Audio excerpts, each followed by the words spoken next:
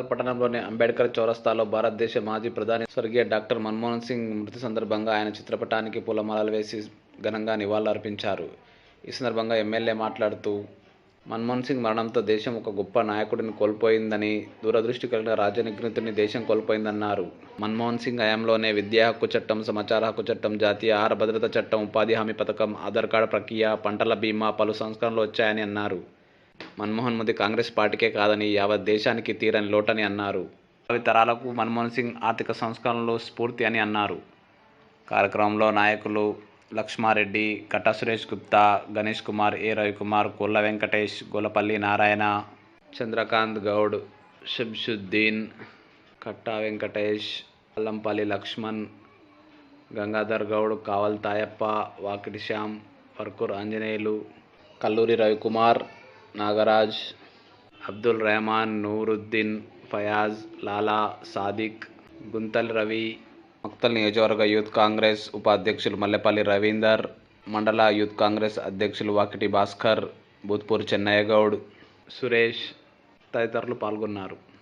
ఆర్థిక సంస్కరణలు ఏర్పాటు చేసి పడిపోతున్న ఈ దేశాన్ని లేచి నిలబెట్టిన ఘనత డాక్టర్ మన్మోహన్ సింగ్ గారిదన్న విషయం మనము స్మరించుకోవాల్సిన అవసరం ఉంది. మన్మోహన్ సింగ్ గారి చావు కాంగ్రెస్ పార్టీకి తీరని లోటు కాదు, ఈ దేశానికి తీరని లోటు. ఈ దేశం నామరూపాలు లేకుండా పోయే సందర్భం వచ్చినప్పుడు తను ఈ దేశంలో ఉన్నటువంటి ధనికులతో అంతా మాట్లాడి,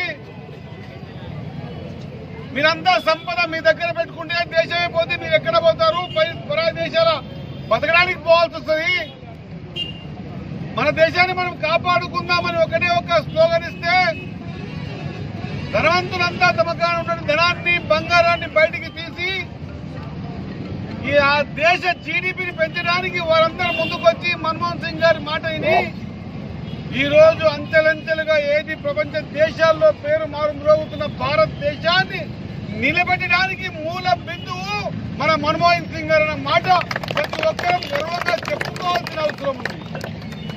నిజంగా ఈ దేశం కోసం పాటుపడిన వ్యక్తుల గురించి చెప్పుకోకపోతే రాబోయే తరాలకు మన్మోహన్ సింగ్ అంటే ఏంది తెలియదు, దేశ ఆర్థిక పరిస్థితి తెలియదు, దేశం ఎట్లా నిలబడింది తెలియదు.